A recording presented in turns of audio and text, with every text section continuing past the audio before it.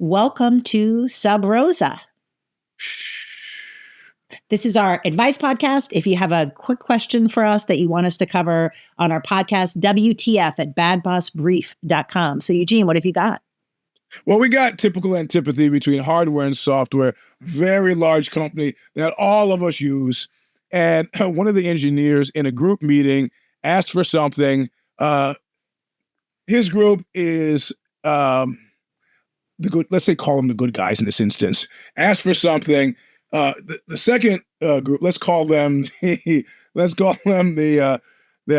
backsliders, the non-performers, said, "You didn't give it to us." He said, "Yes, I gave it to you." They said, "No, you didn't. And we gave you back what we gave, premised on what you," and he goes, no, you gave it and you left it out. He browbeat them into finally admitting that they had left it out. And then he said, now turn around is fair play. He says, so why didn't you include it in the initial spec sheet? Well, was there a reason you didn't put in the original spec sheet? I mean, they said, well, they started mumbling about the reasons why. He goes, were you scared?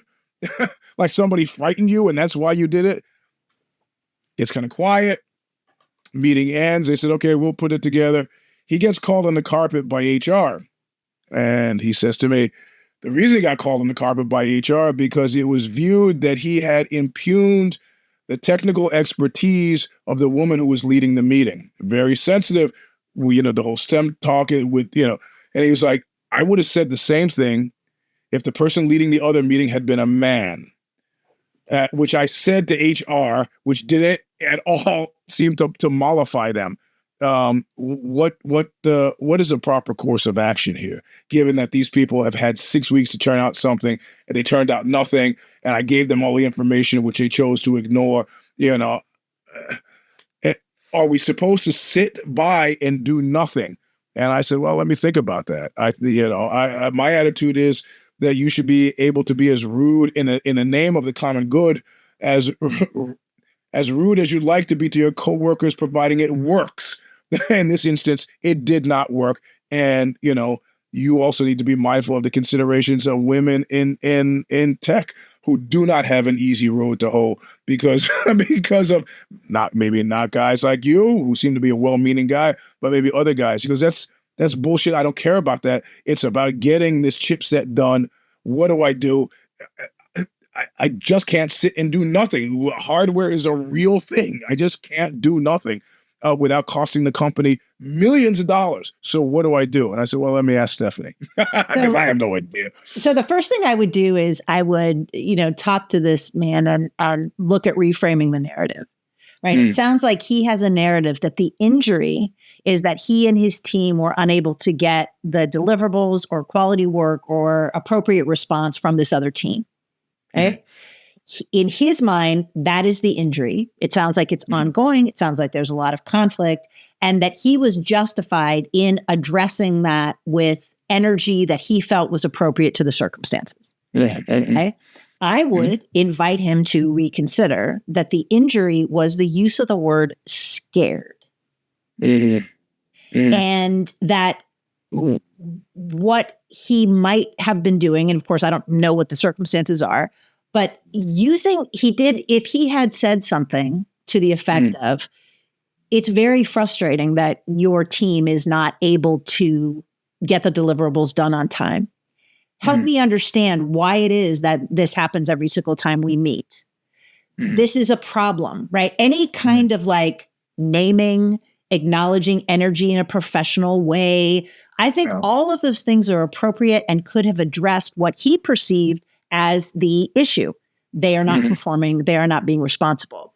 When you get into using words like scared, afraid, cowardly, chicken, you get into this sort of, it sounds, I mean, you're laughing, but it sounds very playground, right? Those are words that on their surface, he could say that's a particularly fine word. Right. But to other people, I certainly would have taken that and I would have found that offensive. Right. And so what I would invite him to do is to, try to maybe talk to women in his life who are not at work about ways in which they have been accused of being too emotional. right? Depending on how old he is, he could ask his wife, if he has one, his sister, his women friends, how often they were told that they were quote unquote on the rag when they were angry, right? I mean, if I had $1 for every time I was accused of menstruating when I had a feeling, these things accrue over time. And so saying to a woman that she is, insert whatever it is that is too emotional, right? In this case, scared, it is going to, it is potentially incendiary in a way that he can't understand. Now, he can continue to be as rude as he wants to all the people that he works with. He will have the consequences of those choices. Yeah, Which may lead to unemployment. It's certainly going to damage his social capital. If his overall goal is to make things at that company work more effectively, then it behooves him to build a better relationship with this woman and her team. And that is not going to happen if he is insulting her. So what I would suggest is that he go to this woman and apologize profusely and sincerely and say something to the effect of, I used the word scared when I was talking about your team's reaction, and it was entirely inappropriate for me to use that emotionally laden word in a conversation with you. And I am really sorry. As a man, maybe he's a white guy. As a white man, I am not entirely up to speed on the ways in which people who don't look like me move through the world. And I was insensitive. And I am going to endeavor to do better. I will tell him that. I can predict his response. He said, "Hell will freeze over before I do that." But he may not. He may.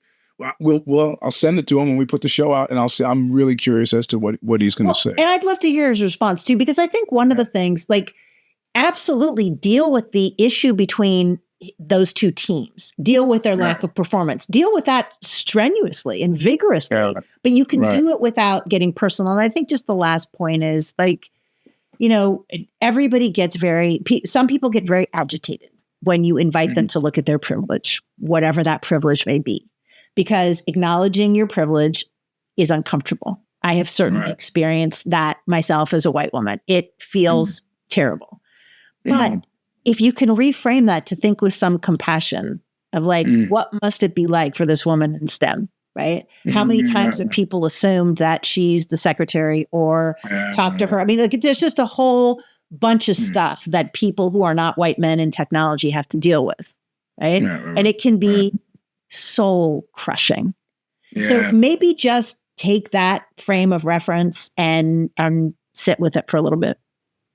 I called a coworker's idea asinine in a meeting when I was at Adobe, and but we had a friendship outside. Well, we had a friendship outside of work, and I felt comfortable speaking to him. He had just made a big deal about how he'd gone through a graduate program at Yale where they used to tear each other apart. I figured the guy was made of sterner stuff, and it permanently affected our relationship.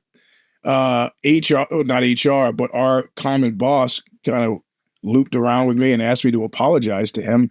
And given the kind of guy I was in the year 2001, I absolutely refused. His idea was asinine. Well, you want me to candy coat it? Here are 4 words I would invite anyone who's listening to adopt. Helpful, not helpful. That is not a helpful suggestion. And then just stop talking, right? And put all your face, all your energy. That is not helpful. Yeah. Right? Yeah. Nobody's going to get to you for helpful and not helpful. The other one is skillful and unskillful. I would like to see your team be more skillful in coming up with the deliverables. What can we do to make that happen? I like that. Right? Okay. All right. That's what we've got. If you have a question for us, want our advice, WTF@badbossbrief.com. Talk soon. Thanks. Bye. Adios.